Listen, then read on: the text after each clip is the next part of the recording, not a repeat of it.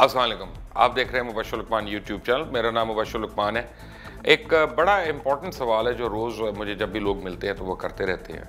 Basically लोग पूछना चाहते हैं कि जी ईरान और सऊदी अरेबिया के दरमियान इख्तलाफ की वजह क्या है।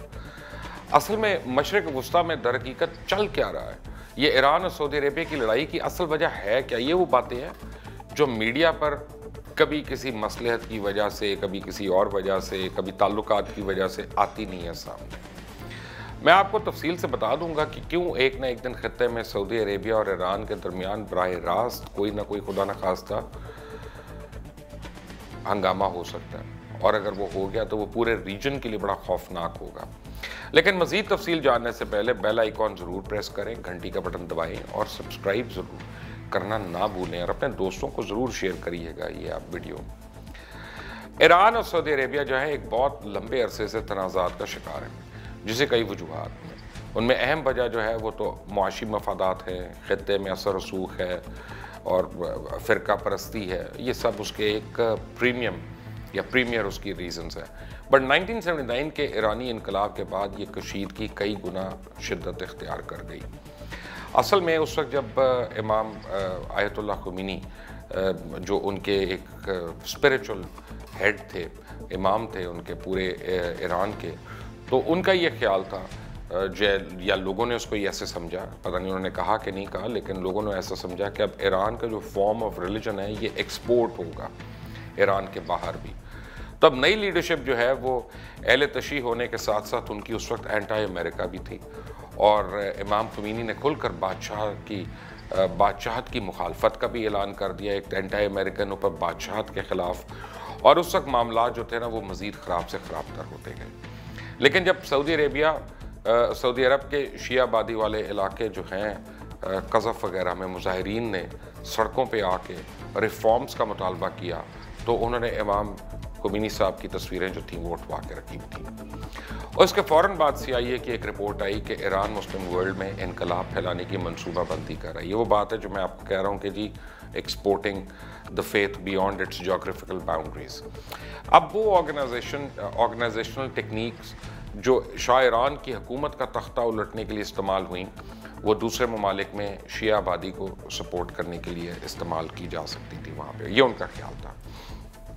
अब इस मामले ने अरब ममालिक की बादशाहतों के लिए एक अजीब खतरा खड़ा कर दिया, और गल्फ़ के 6 ममालिक ऐसे हैं जिन्होंने GCC के नाम से एक इत्तेहाद बना लिया। दरअसल ये इत्तेहाद ईरान के ख़िलाफ़ था, बज़ाहिर कोई मानता नहीं, लेकिन बहरहाल यही था।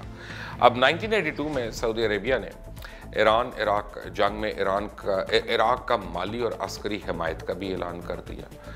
अच्छा, आप याद करें कि जो इज़राइल ने इराक के ऊपर हमला जब किया था तो उसके एवैक्स जो थे वो सऊदी अरेबिया के ऊपर से होके गए थे, लेकिन ना उनका किसी को बताया गया, ना उनको रोका गया, ना उनको इंटरसेप्ट किया गया। बट अजीब सी डबल एंडेड सपोर्ट दी है। 1987 में मक्का गैर मामूली तौर पर तशद्दुद का गहवारा बन गया, जब ईरानी हाजियों ने अमेरिका के ख़िलाफ़ वहाँ पे एक मुजाहिरा शुरू कर दिया, और सऊदी फोर्सेस जो हैं झड़पों में तकरीबन 400 अफराद वहाँ पे शहीद हो गए दोनों साइडों पे। मैं तो मुसलमान मारा जाए इस तरह से तो मैं तो उसको शहीद ही गिनूँगा। बहरहाल वो जिस मर्जी साइड पे अल्लाह ताला सबके लिए कोई ना कोई सबब पैदा करे। सऊदी अरब ने 3 साल के लिए ईरान से ताल्लुकात जो थे उनको मौखर कर दिया, ख़त्म कर दिया, और 2011 तक ताल्लुकात ऊंच नीच का शिकार रहे। मगर अरब स्प्रिंग ने खित्ते की जियोपॉलिटिकल डायनामिक्स जो है उसको बदल कर रख दिया, और खित्ते में असर रसूख हासिल करने के लिए दोनों ममालिक ने मुखालिफ ग्रुपों को माली और अस्करी मदद करनी शुरू कर दी। सऊदी अरेबिया हर उस मुल्क से खफा हो जाता है जो ईरान के साथ ताल्लुकात रखता है या ख्वाहिशमंद होता है। दोनों ममालिक खित्ते में अपनी अपनी इजारादारी चाहते हैं। सऊदी अरेबिया अमेरिका और मगरबी दुनिया से भी ईरान के ताल्लुकात के हक़ में नहीं है, और ये भी फैक्ट है कि इस वक्त सऊदी अरेबिया जो है वो पूरे उम्मत मुस्लिमा का एक अनकॉल्ड या अननेम्ड लीडर भी है बहरहाल, जिसको ईरान तस्लीम नहीं करता। और ईरान खित्ते में एक अहले तशी फ़िरके की नुमाइंदगी करने वाली सबसे बड़ी ताकत है, जबकि दूसरी तरफ सऊदी अरेबिया अहले वहाब या अहले सुन्नी फ़िरके की नुमाइंदगी करने की उनकी अहमियत का हामिल है। और ये मजहबी तनाज़ा जो है इस्लाम में 7वीं सदी से चल रहा है। अगर आप देखें, हम इसे 17वीं सदी में ईसाई, कैथोलिक और प्रोटेस्टेंट्स की 30 साल लड़ाई से भी तशबीह दे सकते हैं कि जब प्रोटेस्टेंट्स आए थे तो कैथोलिक्स ने उनको एक्सेप्ट नहीं किया था और फिर चर्च ऑफ इंग्लैंड जो है वो अलग हो गया और तब वहाँ पे आप देखें कि ये जो कैंटरबरी है, चर्च ऑफ कैंटरबरी है, उसको एक और आर्च बिशप ऑफ कैंटरबरी को वो हैसियत हासिल होना शुरू हो गई प्रोटेस्टेंट्स में जो रोमन कैथोलिक्स में पोप को थी। लेकिन अगर हम मुआशी मफादात का जिक्र करते हैं तो सऊदी अरेबिया के पास दुनिया में सबसे ज़्यादा तेल और गैस के ज़खायर मौजूद हैं और इसके बाद ईरान तीसरे नंबर पे आता है। सऊदी अरेबिया कभी भी ये नहीं चाहता कि ईरान तेल की मार्केट में इसके मद्दे मुकाबिल हो जाए और अगर हम देखें तो चाइना, भारत और कोरिया ईरान के तेल के सबसे बड़े ग्राहक हैं और इन ममालिक को तेल फराहम करने के हवाले से ईरान पहले नंबर पर आता है। इसीलिए आप याद करें कि मैंने प्रोग्राम अपने खरा सच में जिक्र किया था कि अगर मोदी को यूएई में जो है वो आला तरीन एजाज़ मिल सकता है तो हमें भी ईरानी सदर को, उनके हम मनसब को आला तरीन एजाज़ पाकिस्तान का देना चाहिए, क्योंकि उन्होंने कश्मीर के अंदर हिंदुस्तान की शदीद मुखालफत की है या उसकी निशानदेही की है। उन्होंने माना है कि कश्मीर में जुल्म हो रहा है, वहाँ पे हुकूमत इंडिया की गलत करी, जबकि दुनिया में 3 मुल्क उनसे तेल खरीद रहे हैं, उनमें से एक हिंदुस्तान है। मगर अमेरिका की ईरान पर पाबंदियों के वजह से ईरान न सिर्फ अब इन ममालिक को तेल फ़रोख्त करने से कासिर है बल्कि मुस्तकबिल के मंसूबों के लिए गैस पाइपलाइन समेत कोई इंफ्रास्ट्रक्चर भी खड़ा नहीं कर सकता। जो पाकिस्तान की और ईरान की गैस पाइपलाइन की इतनी बड़ी डील थी, जो उसके ऊपर 80% काम भी ख़त्म हो गया, वो ईरान की साइड से, पाकिस्तान की साइड से नहीं हुआ, वो भी कुछ प्रेशर्स की वजह से रह गया था। वो इसी तरह सऊदी अरब ने ना सिर्फ एक बड़े हरीफ को साइड लाइन कर दिया, उसको बिल्कुल कोने में लगा दिया, बल्कि कस्टमर्स को महंगा तेल भी फ़रोख्त कर रहा है। तो यानी अगर 2 ममालिक तेल फ़रोख्त कर रहे हैं और दोनों को अपनी सेल ज़्यादा करनी हो तो वो कम करेंगे तो कस्टमर का बेनिफिट होगा। अगर एक के ऊपर पाबंदियाँ रहेंगी तो दूसरे का तेल जो है फिर वो महंगा बिकेगा। और सऊदी अरेबिया ने ईरान और अमेरिका के न्यूक्लियर डील ख़त्म करवाने के लिए भी एक काफ़ी कामयाब लॉबिंग की, ये उनका क्रेडिट है, इसमें कोई शक नहीं है। और अगर हम गौर करें तो तमाम अमेरिकन पाबंदियाँ जो हैं वो ईरान को आलमी मंडियों में तेल की फ़रोख्त से रोकना और उसे मुआशी तौर पे इतना कमज़ोर कर देना है कि मुकाबले के काबिल ना रहे। अब ईरानी कौम एक बड़ी रेजिलियंट कौम है, बड़ी खुददार कौम है, वो कंप्लेन तो नहीं करते, लेकिन वहाँ पे अब इन पाबंदियों की वजह से अद्वियात का भी मसला है, वहाँ पे नॉर्मल ट्रेड का मसला है, वहाँ अपनी दीगर मईशत जो है उसको संभालने के लिए भी मसला है, क्योंकि बैकबोन जो उनकी ऑयल है, अगर उसी का पैसा नहीं आ रहा और वो उसको नहीं बाहर दे सक रहे तो उनको सीरियस इश्यूज़ हैं।